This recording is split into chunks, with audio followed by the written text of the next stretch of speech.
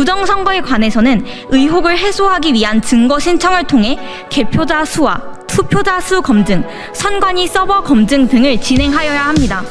그래야 계엄의 정당성 여부를 판단할 수 있기 때문입니다.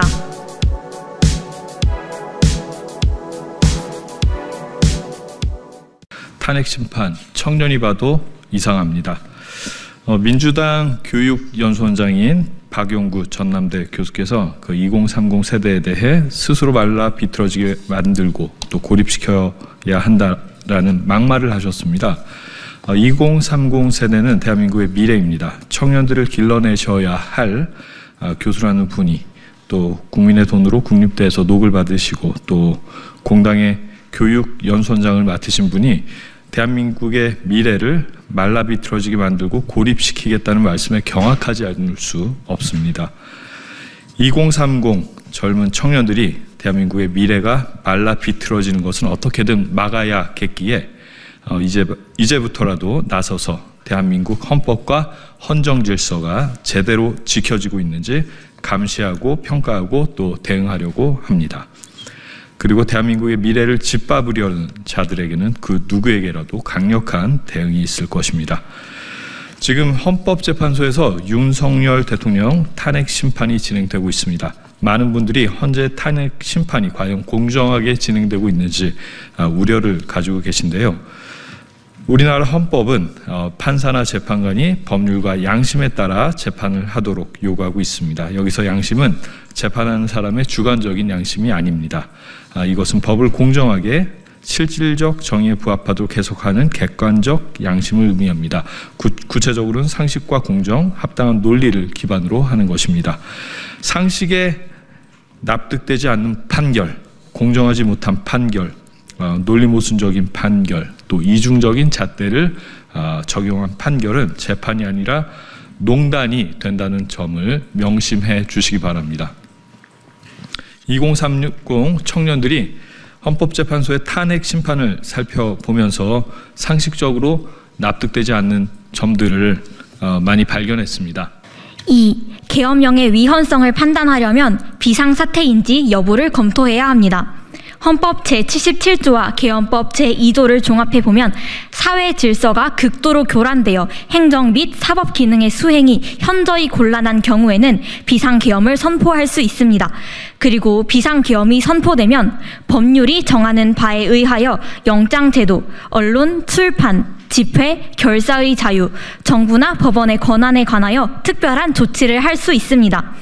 윤석열 대통령에 대한 탄핵 심판에서는 이번 계엄령이 이 요건에 해당되는 것인지 심사하는 것이 가장 중요한 임무입니다.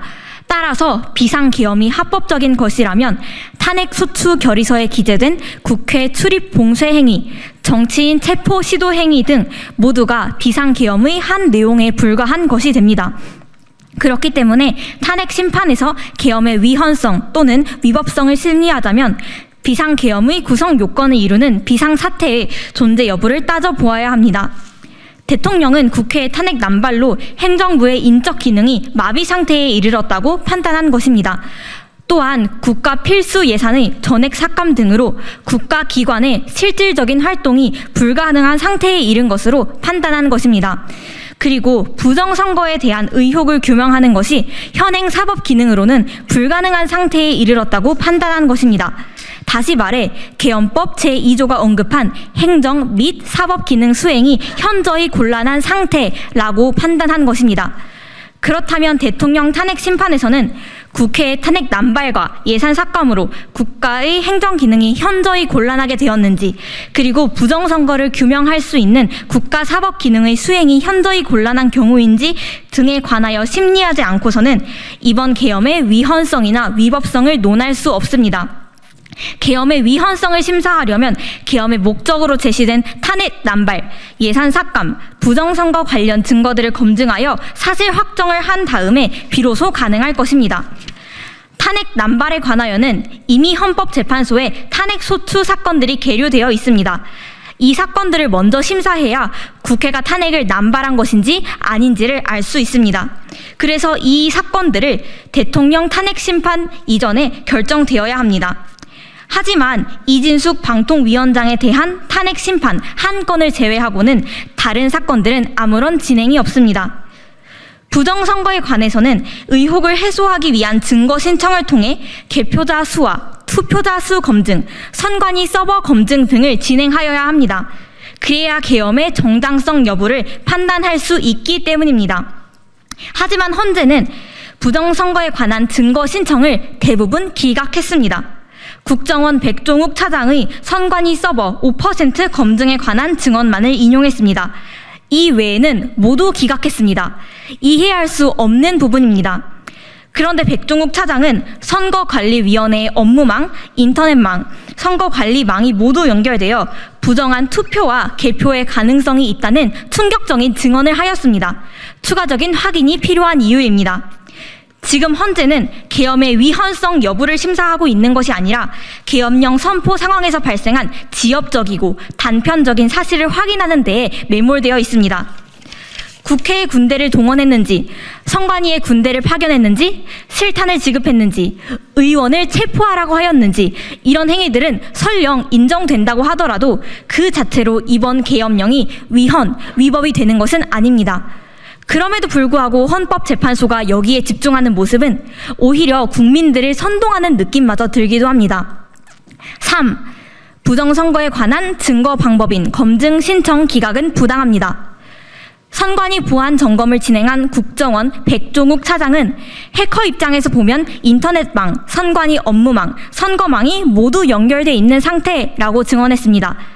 이것만으로도 부정선거에 대한 우려가 단순한 의혹이 아닌 상당한 개연성이 있는 사실이라고 말할 수 있습니다. 그는 더 나아가 이러한 상태에서는 투표자 명부도 조작 가능하고 개표 수도 조작 가능하고 투표자 개인의 동일성도 위조 신분증을 통하여 조작 가능하다라고 말했습니다. 이러한 증언까지 나왔는데 부정선거에 관한 검증 신청을 기각하고 심사를 진행하지 않는 것은 헌법재판소에 의한 고의적인 입증 방해가 아닙니까? 부정선거는 계엄령의 위헌 여부를 결정하는 중요한 사실입니다. 부정선거가 존재하지도 않았는데 부정선거를 빙자해서 계엄령을 발령했다면 바로 이 계엄에 대하여 위헌 판단을 할 수 있습니다. 선관위 사무총장은 헌법재판소가 인정하면 투표자 수와 개표 수의 검증, 선관위 서버 검증까지도 받겠다라고 진술했습니다. 그럼에도 불구하고 헌재가 부정선거에 관한 증거 신청 자체를 기각하는 것은 이해할 수 없습니다. 헌재가 과연 공정한 기관인지 의심할 수밖에 없습니다. 이어서 3-1 말씀드리겠습니다. 선거 부정에 관한 입증 책임은 선관위에게 있습니다. 선관위는 부정선거는 없다는 입장을 줄곧 유지하면서도 부실선거는 인정했습니다. 이상한 투표지가 나오거나 투표지가 정식의 투표지 보관함이 아닌 소쿠리 바구니로 옮겨지는 등 기이한 일이 일어난 것을 두고 선거 부실 관리라고 표현했습니다. 그리고 이에 대한 책임을 지고 2022년 4월 노정희 중앙선관위원장이 사퇴했습니다. 그런데 선관위가 인정한 대로 선거 부실 관리가 있으면 당연히 선관위에서 부정선거가 없었음을 입증하는 것이 상식에 맞습니다. 이렇게 보는 것이 레즈 입사 로키터라는 법 격언에도 맞습니다. 사실 자체가 설명해 준다는 뜻입니다. 증거와의 거리를 고려해 입증 책임을 정하는 법리에 따르더라도 선관위가 입증 책임을 지는 것이 타당합니다. 이에 따라 의료소송에서는 의사에게 무과실의 입증 책임을 부여하고 제조물 책임에서는 제조자가 무과실의 입증 책임을 집니다. 행정소송에서 과세처분의 적법성을 과세관청이 입증해야 하는 것도 같은 이치입니다. 직접 증거는 없지만 간접 증거가 있고 이러한 증거가 피고의 통제하에 있을 때는 당연히 피고의 과실이 추정됩니다. 이것이 상식입니다. 그렇기 때문에 선거 과정 일체를 관장하는 선관위가 선거 부실이 발견된다면 예를 들어 배춧잎 투표지, 형상복원 투표지, 서로 붙은 투표지, 인장이 뭉개진 투표지 등 괴이한 투표용지가 발견된다면 과실이 추정이 되어서 선관위가 입증 책임을 지는 것이 상식에 맞습니다. 그런데 어처구니 없게도 민경욱 전 의원이 제기한 인천 연수구 을 선거무효소송 대법원 판결은 거꾸로 원고에게 누가 어떻게 선거 부정을 한 것인지 입증해야 된다고 판결을 내렸습니다. 그리고 선거관리위원회는 해당 판결을 제시하면서 부정선거가 없는 증거라고 말합니다. 상식을 멀리 벗어난 판결입니다. 대법원이 도대체 왜 이런 판결을 할까요? 법리를 모르는 걸까요? 선거 부정소송이나 부정선거에 관한 책임은 각급 선거관리위원회를 관장하고 있는 대법원이 담당하게 됩니다. 판사가 자기 사건을 스스로 판단하는 일종의 자기 거래인 것입니다. 비상식적인 판결로 부정 의혹이 해소되었다는 선관위 주장은 비상식적인 판결로 부정선거를 덮는 것이라는 의혹만 키우고 있습니다. 중앙선관위는 부정선거가 없다면서 서버 관리에도 만전을 기하고 있다고 합니다. 하지만 우리나라에서 가장 많은 약 4천만 건의 개인정보를 취급하면서 전담 직원이 단 1명만 두었습니다. 외부 보안업체도 영세한 단 1개 업체만을 두고 있습니다. 행안부의 경우 수십 명의 전담 직원과 20여 개의 전문 보안업체를 통해 보안 시스템을 관리하는 것과는 크게 비교되는 것입니다. 외부 침입을 사실상 방관 혹은 방조하고 있는 것입니다. 4. 헌재 반대 신문권 제한은 헌법상 적법 절차를 위반하고 방어권을 박탈한 것입니다. 반대 신문권 보장은 헌법상 재판받을 권리의 핵심입니다. 그런데 이번 탄핵심판 사건에서 문영배 재판관은 이를 소추인 측과 형평성 맞추기 위해 동등한 시간 제약을 두겠다고 하면서 피소추인의 방어권을 제한했습니다.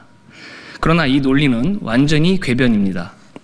억울한 재판을 방지하기 위해 방어권을 인정하는 것입니다. 그 방어권의 핵심은 반대 신문권과 자신에게 유리한 증거를 제출할 수 있는 증거 신청권입니다. 이를 공격하는 측과 맞춘다는 것은 공정한 재판에는 관심이 없다는 것입니다.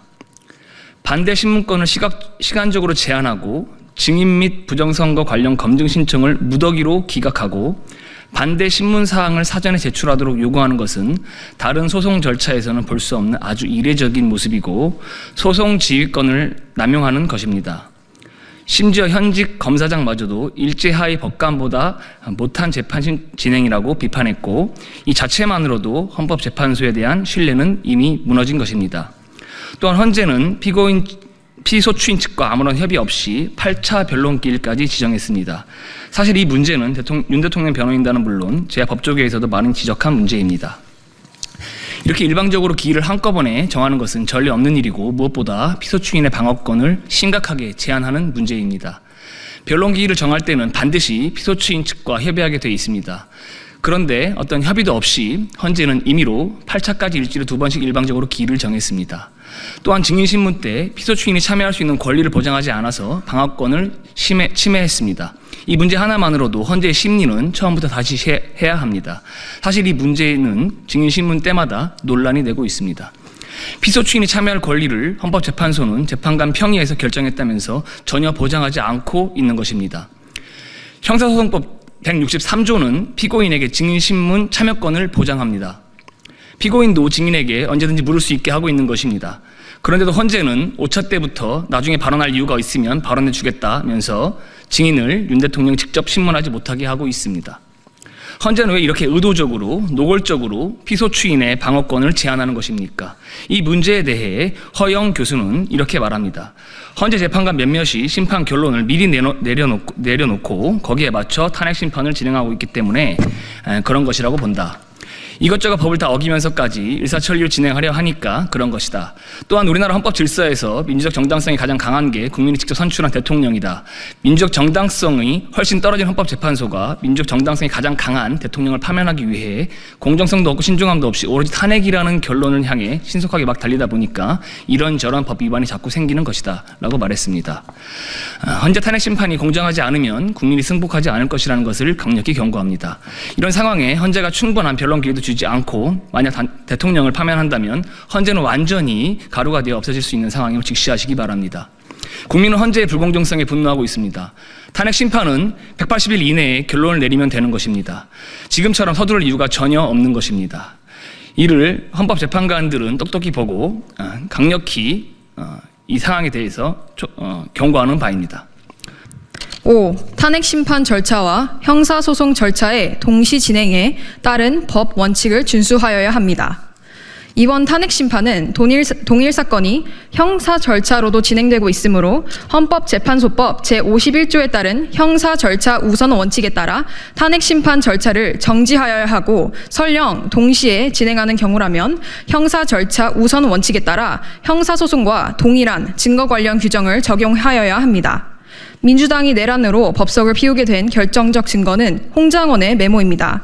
그는 수사기관에서 해당 메모를 작성한 장소가 국정원장 공관 앞이라고 진술했습니다. 하지만 그 시각에 그가 사무실에 있었음이 CCTV로 의하여 확인됐습니다. 그리고 서로 다른 메모가 4가지 있었다는 국정원장의 법정 증언으로 허위 작성과 허위 진술이라는 점도 드러났습니다. 홍장원은 헌재에서 자신이 왼손잡이라고 했지만 오른손을 쓰는 모습과 과거의 사진들이 무수히 발견됐습니다. 문제는 헌재가 홍장원의 수사 단계 신문 조서에 대해 증거 능력을 인정하고 증거로 채택했다는 것입니다. 검찰 조서의 내용과 헌법재판소에서의 증언이 다른 경우에 개정 형소법 제312조는 법정 증언과 배치되는 부분은 증거 능력을 부인합니다. 하지만 헌재는 헌법재판, 즉 파면을 정하는 재판이므로 형소법을 준용하지 않을 수 있고 과거 사례도 있다면서 증거 능력을 인정하고 증거를 택했습니다.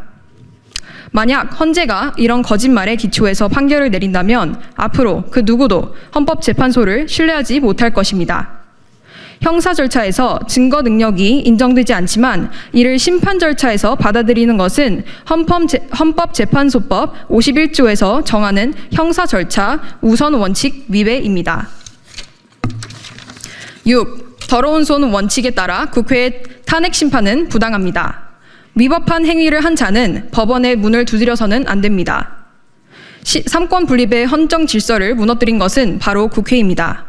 대한민국 헌법을 유린한 것입니다.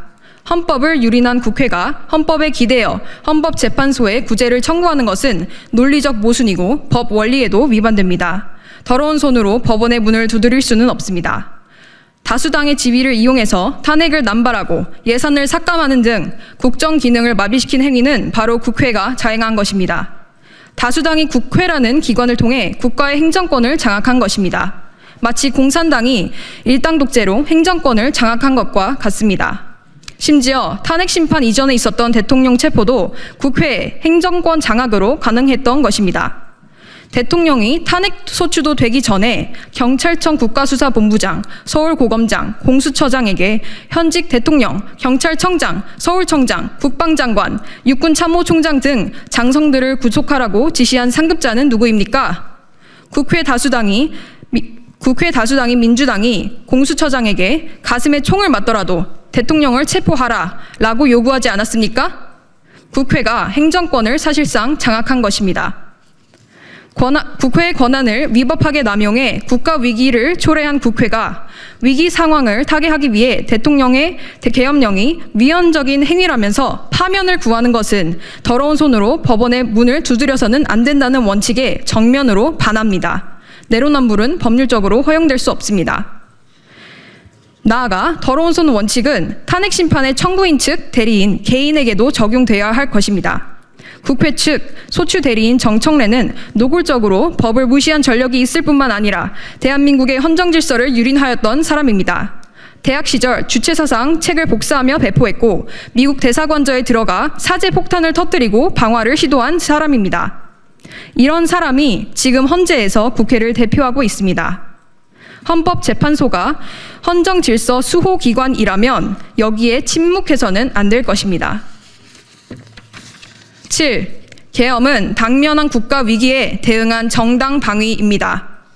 국회 다수당에 의한 삼권분립 훼손과 이에 따른 국가적 위기 상황에 대해 대응 행위로 대통령의 유일한 권한이 계엄령밖에 없는 것이었다면 정당 방위로서 계엄령의 위법성이 조각되어야 합니다. 이러한 점에서도 지금 헌재가 열심히 논의하고 있는 체포 지시 여부 등은 부수적 이슈에 불과합니다. 탄핵 남발, 예산 삭감, 부정선거 존재 여부 등이 이 사건 심리의 핵심입니다. 계엄의 원인이 된 행위에 대한 심리 없이 결론을 내릴 수 없습니다. 이 점에 관한 헌법재판소의 판단이 없다면 탄핵 심판의 정당성을 인정받기 어려울 것입니다. 하지만 헌재는 현재 진행되고 있는 심판에서 국가위기 상황과 관련된 대통령 측의 증거 신청을 모두 기각하고 있습니다. 이런 자세로는 국민들이 헌재를 신뢰하기 어려울 것입니다. 국가적 사기극, 박근혜 대통령 탄핵 심판의 교훈을 잊지 말아야 합니다. 8년 전이네요. 박근혜 대통령 탄핵 후에 드러난 진실은 당시의 정치적, 사회적 불법성을 그대로 드러내고 있습니다. 탄핵 정국을 휘몰아쳤던 허다한 자료들이 날조된 허위 사실로 증명됐습니다. 태블릿 PC 최선씨가 사용한 바 없고 문서 수정기 등도 없는 것으로 밝혀졌습니다. 세월호 사건 7시간에 관한 참담한 위험 비어들도 모두 거짓말이었습니다. 안민석은 2017년 7월 JTBC와 인터뷰에서 박정희가 국가돈 빼돌린 것이 무려 8조 9천억 원이었고 현재 가치로 300조나 되며 그 돈이 최태민 일가로 흘러들어갔다라고 말했습니다. 그런데 지금은 이것을 극우 세력들의 음해라고 우기면서 그런 말 한 적 없다고 부인하고 있습니다. 하지만 그는 허위사실 유포 혐의로 현재 형사재판을 받고 있습니다. 정유라가 박근혜 대통령의 딸이 아님은 물론이고 기업의 스포츠 지원은 역대 정부가 실시해온 정책이었습니다. 그 외에 국정농단 등 선동 용어와 대통령을 묻어버린 거짓의 산이 모두 종북 세력 등이 조직적으로 유포한 것임이 드러나고 있습니다. 당시 촛불 시위의 지휘부가 이석기 등의 반국가 세력 경기동부연합이었던 것으로 밝혀졌습니다. 이들은 당시 문제는 자본주의, 사회주의가 답이다, 북한이 우리의 미래며 희망이며 삶이다 등의 현수막을 사용한 것도 드러났습니다. 탄핵 이후 등장한 문재인 정권은 대한민국의 자유민주 질서와 자유시장 경제를 사회주의로 변경을 시도하였고 자유우방과 유대도 파괴했습니다. 박근혜 대통령 탄핵 사태의 본질은 체제 전쟁이었습니다. 그리고 반국가 세력이 전 국민들을 대상으로 한 사기극이었습니다. 언론은 안타깝게도 이들의 나팔수가 되었습니다. 헌법재판소는 이들이 만든 거짓 선동을 바탕으로 탄핵 심판을 인용했습니다. 사기꾼들에게 헌법재판소가 철저하게 유린당한 것입니다. 씻을 수 없는 헌법재판소의 수치입니다. 헌법재판소가 그분들과 같은 부류가 아니시라면 또다시 이러한 사기극에 농락당하시지 않으시기를 간절히 바랍니다.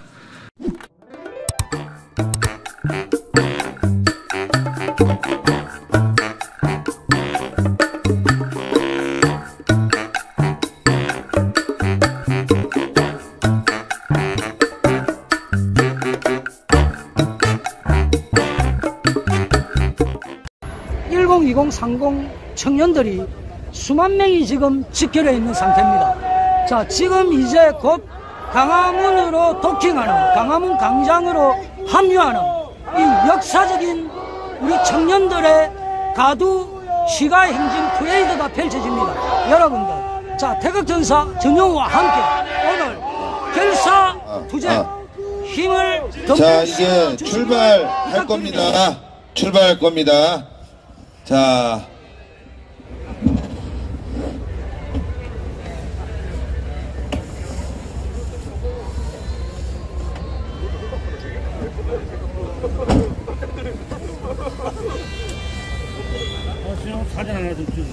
자, 여러분들 지금 여기는 헌법재판소 앞입니다. 곧 이제 우리 수만 명의 청년들이 지금 행진을 시작할 거니까 역사적인 현장 여러분들 놓치지 마시기 바랍니다.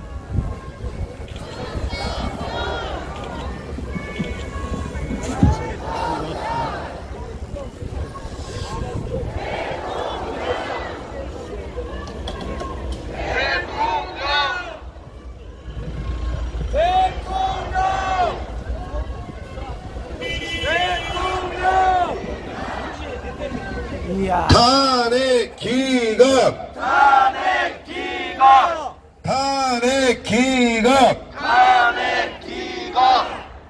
자, 경찰의 인도에 따라서 여러분들 안전하게 앞으로 행진하도록 하겠습니다.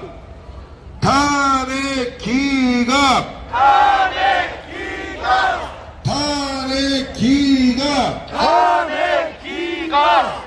탄핵 기각. 탄핵 기각. 대통령 윤석열. 대통령 윤석열. 대통령 윤석열. 대통령 윤석열. 탄핵 기각. 탄핵 기각. 탄핵 기각. 탄핵 기각. 탄핵 기각. 탄핵 기각. 탄핵 무효. 자, 여러분들 이제 행진합니다. 천천히 여러분들 인도에서 다 내려와 주셔갖고 자, 갑니다. 이 행진대오는 헌법재판소에서 출발해서 광화문 광장으로 합류하는 이 역사적인 가두 행진입니다, 여러분들. 끝까지 함께 해주시기 바랍니다. 탄핵 무효. 탄핵 무효. 탄핵 무효. 자, 인도에 계신 분들 안쪽으로 차도로 들어와 주시면 됩니다. 함께 출발하면 됩니다. 야, 어마어마한 행진입니다, 지금. 탄핵 무효. 탄핵 무효. 탄핵 무효. 탄핵 무효. 탄핵 무효. 탄핵 무효. 탄핵 무효. 탄핵 기각. 지난주보다 2배로 지금 확대된 이 시가 행진, 역사적 장면, 여러분들 많이 공유해 주시기 바랍니다. 부탁드리겠습니다. 탄핵 무효. 탄핵 무효. 탄핵 기각. 탄핵 기각. 탄핵 무효. 탄핵 무효. 탄핵 기각. 탄핵 기각.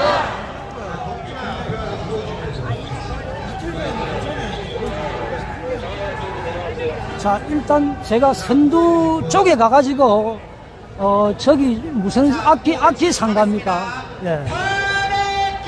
악기 상가. 저 굴 속으로 들어갑니다, 우리가.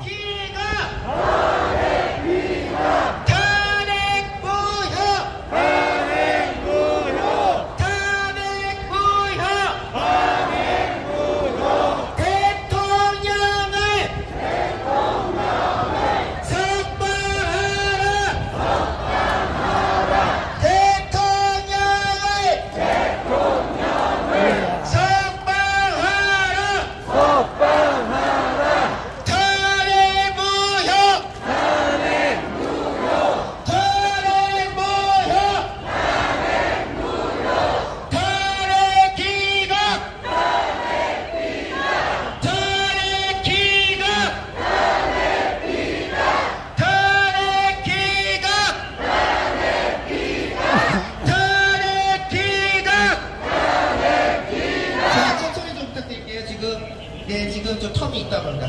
자, 여러분들 천천히 계속해서 행진을 참여해 주시면 좋겠습니다. 자, 계속 이동해 주십시오. 탄핵 기각! 탄핵 기각! 탄핵 기각!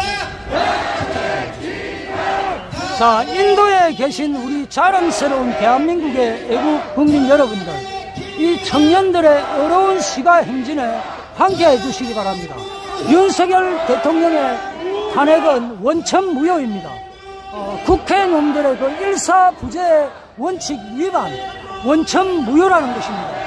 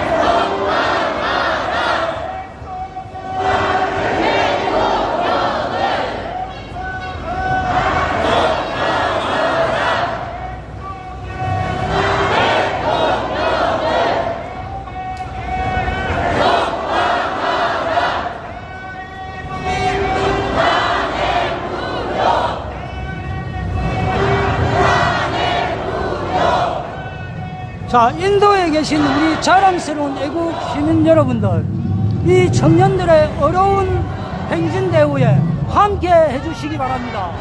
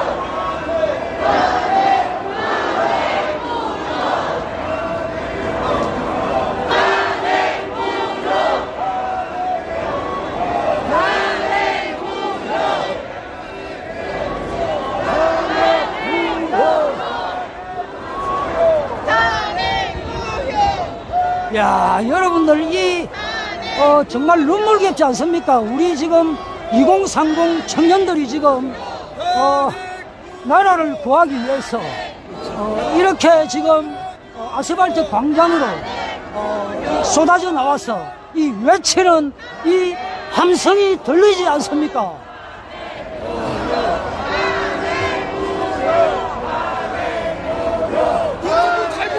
네, 감사합니다.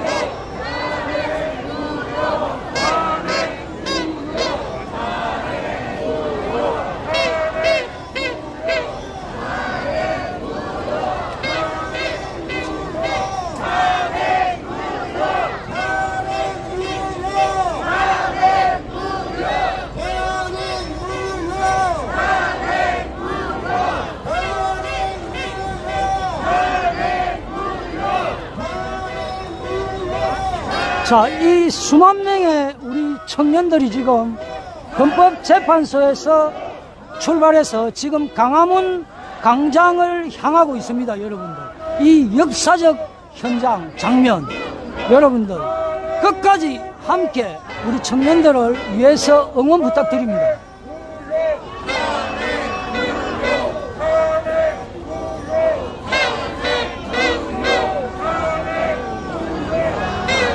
이 행진대회에 우리 대한민국의 국민 여러분들 함께 해주시기를 부탁을 드리겠습니다.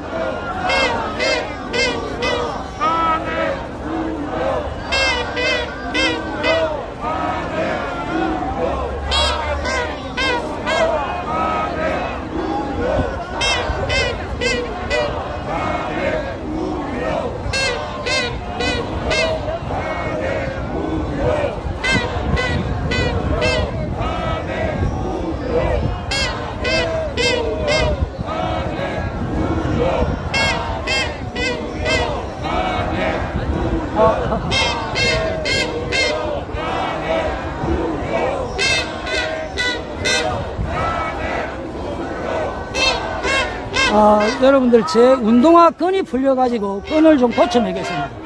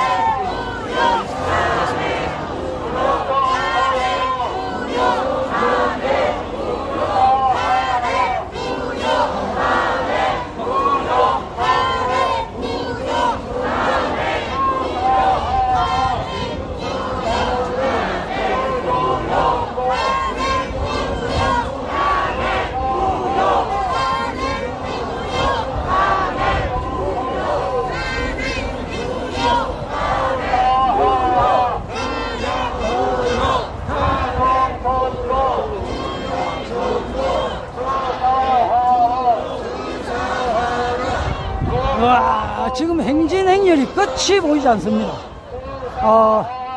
출발할 때보다 도착할 시점 되면은 두 배로 확대됩니다. 늘어납니다. 그러니까 길거리에 여기에서 구경하던 시민들이 동참하는 경우가 상당히 많습니다, 여러분.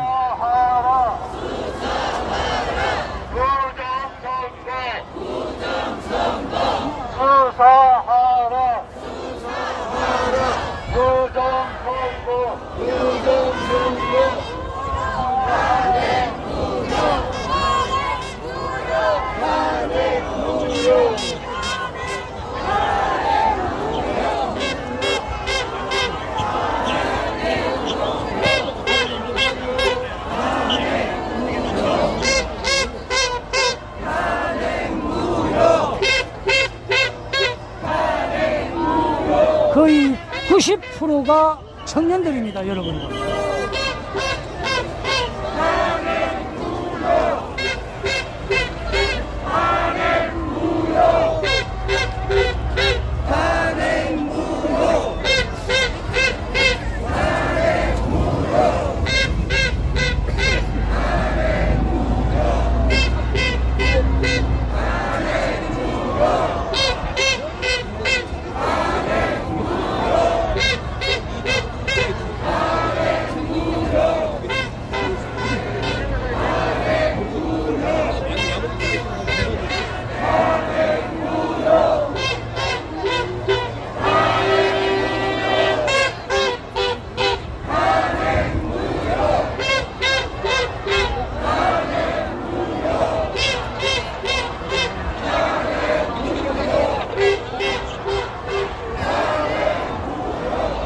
경찰 기동대가 왜 이렇게 많이 깔렸나?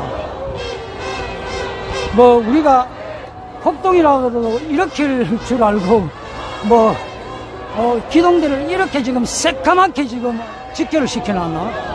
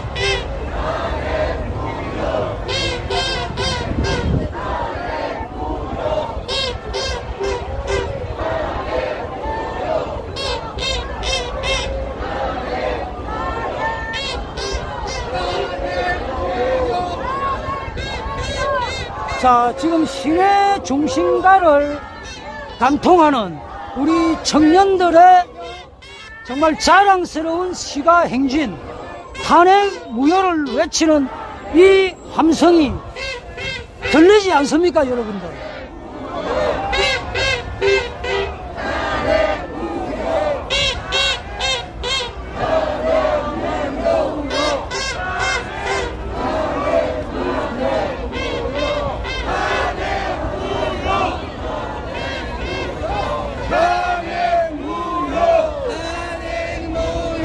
아니, 저 경찰들이 떼거지로 우리를 따라다니네.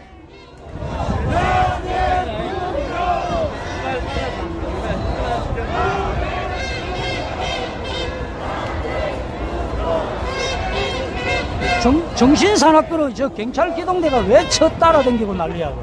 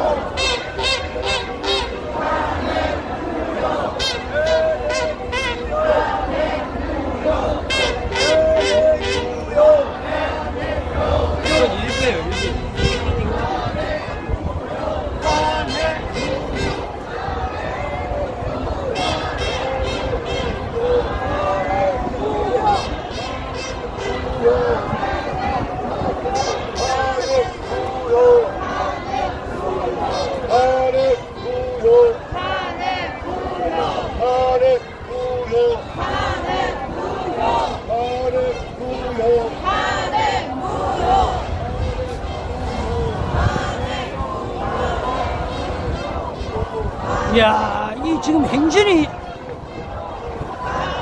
아니, 언제 이렇게 지금, 행진 행렬이 이렇게, 불어나 버렸지?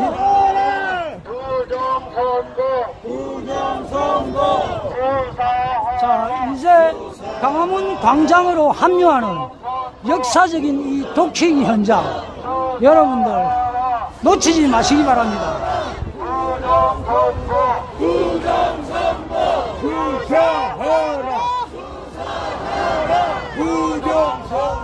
부정선거 수사하라 수사하라 부정선거 부정선거 수사하라 수사하라 부정선거 부정선거 수사하라 수사하라 부정선거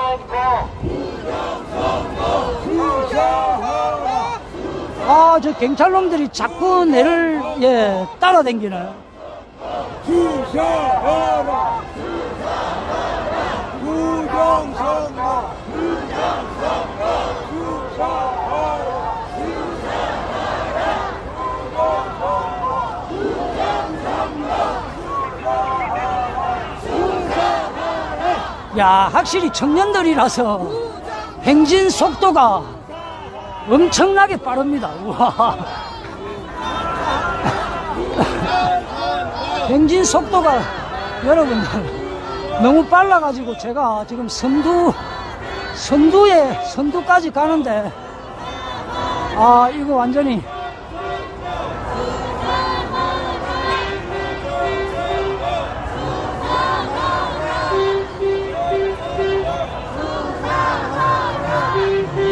자, 저 건물이 롯데 백화점입니다.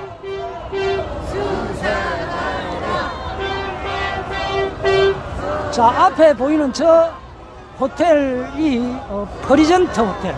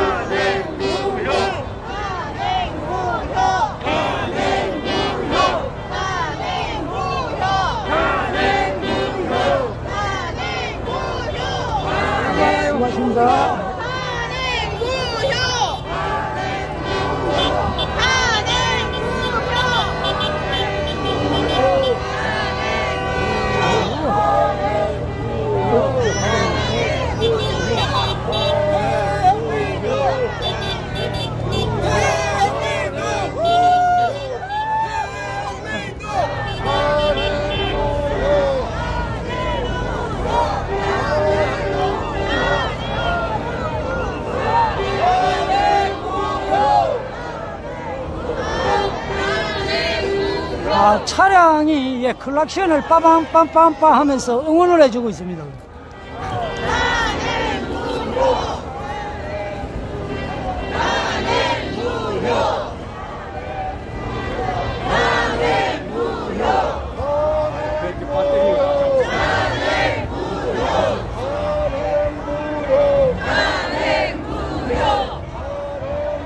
자, 이 행진대원은 헌법재판소에서 출발한 우리 애국 청년들의 그 시가 행진입니다. 지금 강화문에 지금 곧 도착할 겁니다, 여러분들.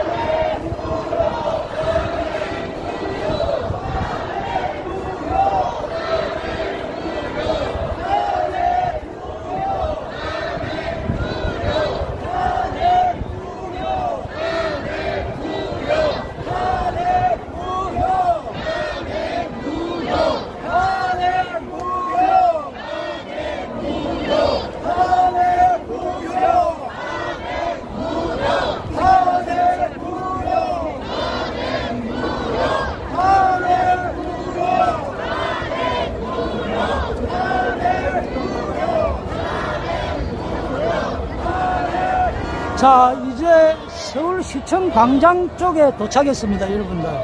이 청년들이, 예, 우리 본 무대가 있는, 이 강화문 광장 쪽에, 예, 진입을 할 겁니다.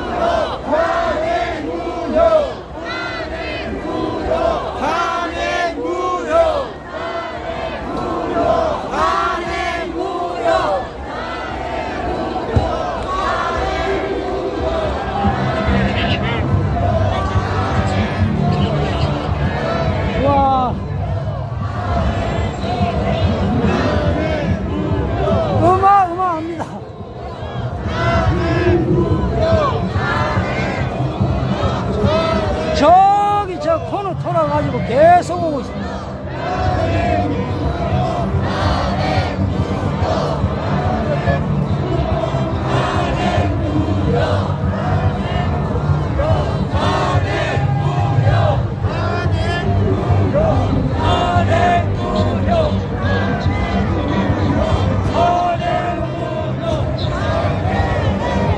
자, 제가 요 강화문 광장, 서울시청 광장, 대한문 쪽에서 우리 청년들을 맞이하겠습니다.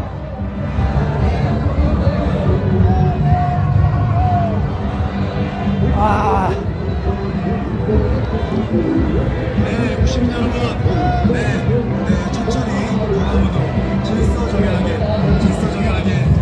입장해 주시면 너무너무 감사하겠습니다.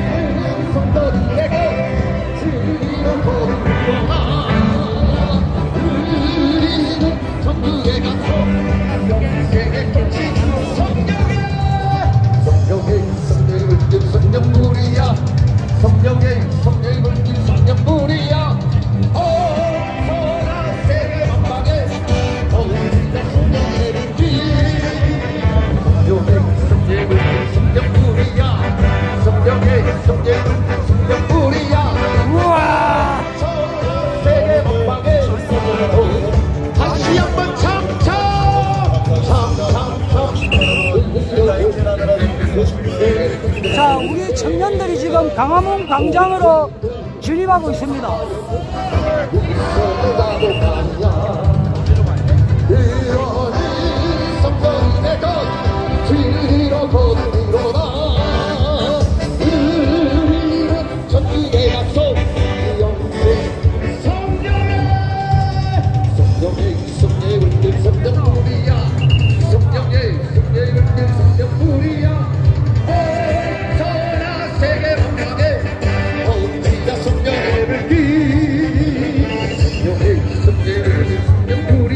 거의 90%가 2030 청년들입니다. 이 역사적인 장면, 눈물겨운 이 현장, 여러분들, 이 청년들의 탄핵 무효, 이 외치는 소리가 아마 들릴 것입니다.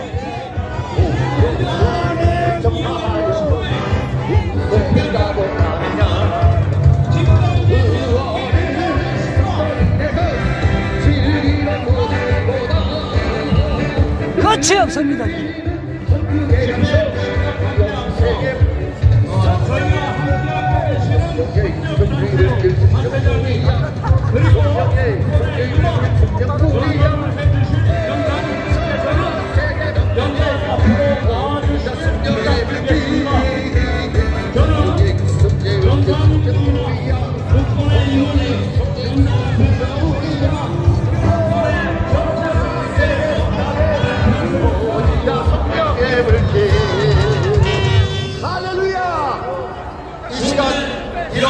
그대로 우리가 이 시간에 신앙의 고백을 시간을 갖고자 합니다. 여기에는 아직 야, 이 끝이 없는 행위를 한번 보십시오. 이 시간에 이 고백에 여러분 계속 지금 청년들이 결집하고 있습니다. 이야, 끝이 없습니다. 끝이 없어요.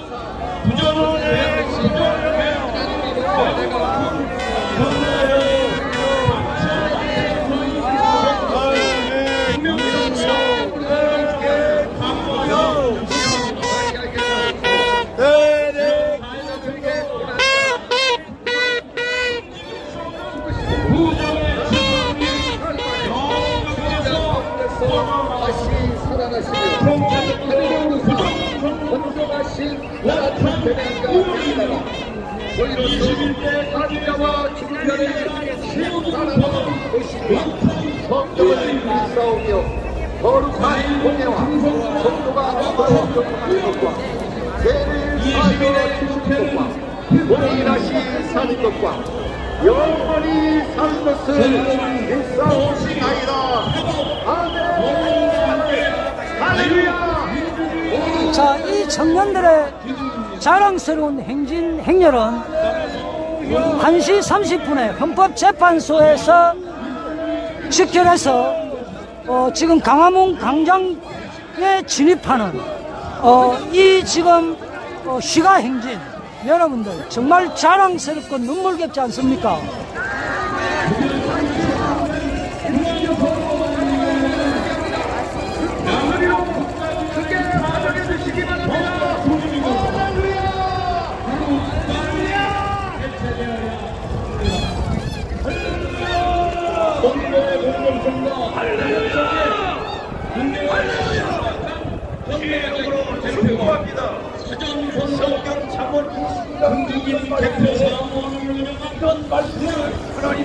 야, 정말 감동적입니다. 백성이 즐거워하겠고 악인이 권세를 받으며 잡으면 백성이 탄식하느니라. 이 신문 이 땅에 의인이 많아지기를 원하십니다. 지난주하고 비교했을 때 지금 군중이 줄지 않았습니다. 예. 솔직히 말해서 지난주하고 거의 지난주보다 조금 더 많이 나왔습니다. 백성은 탄식하게 됩니다. 예수님이 즐거워하게 하는 나라, 탄식하지 않는 나라, 복받는 나라, 대한민국을 펼치시. 야, 아직도 행진이 끝나지 않았습니다. 이 정도 행진 길이면은 한 3만 명은 화이팅. 언제서 왔어? 네네.